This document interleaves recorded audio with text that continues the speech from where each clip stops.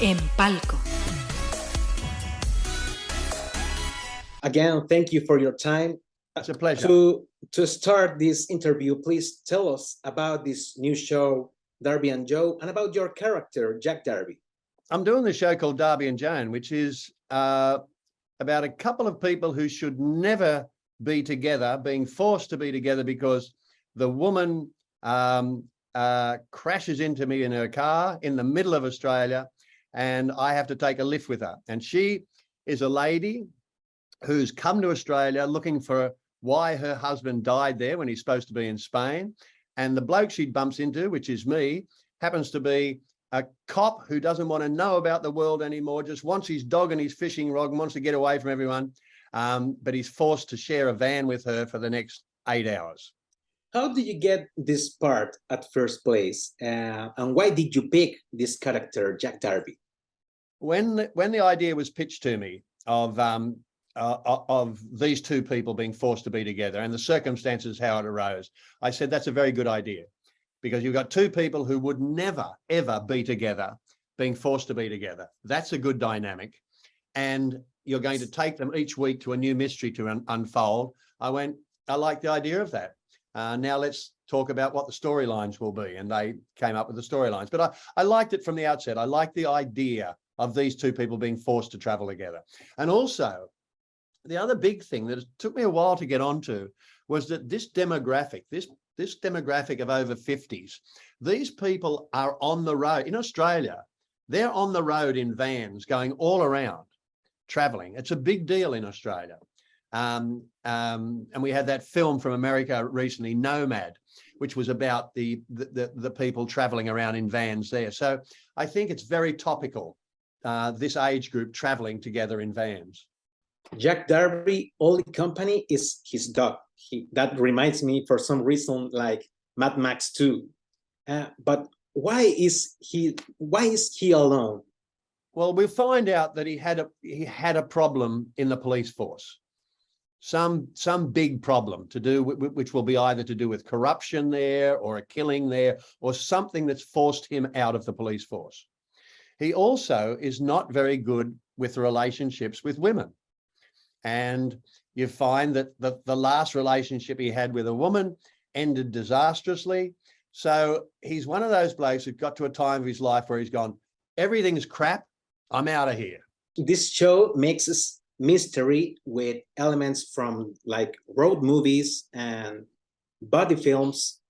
What's the big difference between this show and other show already streaming? Well, this is a non-buddy show. These two people aren't buddies. They're forced to be together. I think what's different about these shows is the age. These are two people over 55 on the road. That's not what you usually see. Buddy movies are 40-year-olds on the road, or 35-year-olds on the road. I think that's the big difference. And I think also the locations that we go to. There are areas of Australia that people haven't seen, and they're very beautiful. And I think it's the opportunity, it's those sort of shows that fit in for a certain demographic where people can sit back and go, oh, I love going there. Now what's happening? So I think it's on an entertainment level, it delivers other areas of satisfaction for the viewer. There's a lot of beautiful landscapes in this show, like Crystal Sea and the Australian outback. How it was to shoot in those locations? Well, the main area that we shot in was Queensland. And the main area that we stayed in was a place called the Gold Coast, which is very much like, say, Florida or Miami in America. It's known for its beaches. But 20 minutes behind it are wonderful rainforests and mountainous areas and little towns and all that a lot of people don't know about. So we were able to make use of all that, rather than just beach, make use of all these wonderful towns to set a lot of our stories in.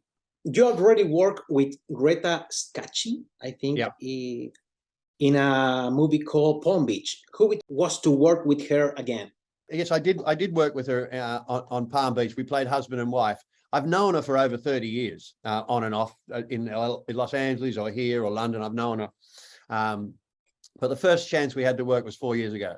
And I thoroughly enjoyed working with her. And when this show came up and they asked me, you know, if I'd play Darby, and I said, well, look, I think Greta would be great for this role if she's available and if she wants it, you know, and they found out she was available and she loved the idea of doing it. So I was very keen to do it with Greta because I knew she'd be very good.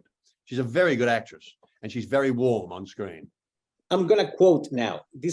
There's Darby and Joan is a proverbial phrase for a married couple who share a quiet life and devotion. That's not a random title, for sure. Do you think your characters are maybe the perfect partners? I think the one thing that they've got going for them is they're partners on this journey, but they don't have to be married. They have the reason that they may get along is that they're not married. I think if they were married, there'd be more fights. In the last time, especially in the ACORN TV productions, there's been show with more protagonists with certain age, with more experienced actors, for not to say old. What do you think about this new wave of television? Yeah, it's interesting, isn't it? I think it's a very potent demographic, the over 50s, over 55s. They're people whose their children are off their hands. Not that your children are ever off your hands, by the way, but you know, their children they've paid for their house. They may be in small business and it's time to get out. So I think that's a very, you know, and they've got some money in their pocket, you know, their pensions, their superannuation or whatever. And I think they're still, and they're very healthy. And I think they're looking for things to do. Hence, you know, Darby and Joan being on the road rather than two 40-year-olds. So I think it's recognition that this age group wants product. They want to see themselves. They want to see themselves represented, and they want to go on journeys with themselves. So I think that's what I think ACORN's very good at going. This area needs to be filled. I would like to talk about your career also. You made some very important films like BRYAN, FX Part 1 and 2, and Cocktail, of course. There's any moment of your career or film or TV film you remember the most? Look, I enjoyed all of those things. They were all good fun. But I had the opportunity to turn 40 on the top of a mountain in Africa, in a place called Rwanda, surrounded by 40 gorillas. And that was for Gorillas in the Mist with Sigourney Weaver. And those opportunities never come to you. They're really, really extraordinary opportunities. And so I would never be able to forget that I was given that opportunity to have that happen to me. That's if I'm going to use a word special, which I don't like using, that was special. You have probably become an important icon in Australia. You made TV films, feature films, you made theater, and also you write a book called Sweet Jimmy with short stories. There's anything else in your career you wanted to do? No, you're right. I wrote a book called Sweet Jimmy, and I'm in the middle of writing another book now where I have a character coming from Sao Paulo in Brazil. So I've been reading a lot about South America. And so that's enjoyable. No, I mean, and I didn't know I was going to write a book until 2 years ago when I started to write. But writing a book and acting, doing what I do is storytelling. So storytelling, it's still storytelling, you know. It just happened to be a different platform than a film or TV. But no, I'm learning guitar, and I've been learning for about 2.5 years, and I'm no better than I was on the first day. So there won't be an album. That won't happen. So we can write that one off. I'm not a visualist, so I wouldn't be a director. I think I'm basically down to my area. It's called storytelling, producing, acting, writing. That's it.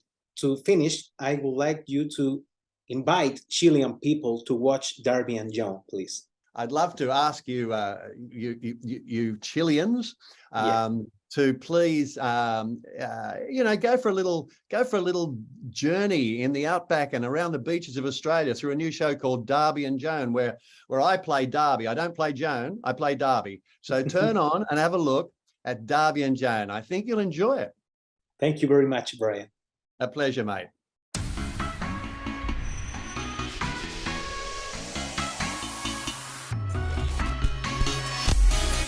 En Palco.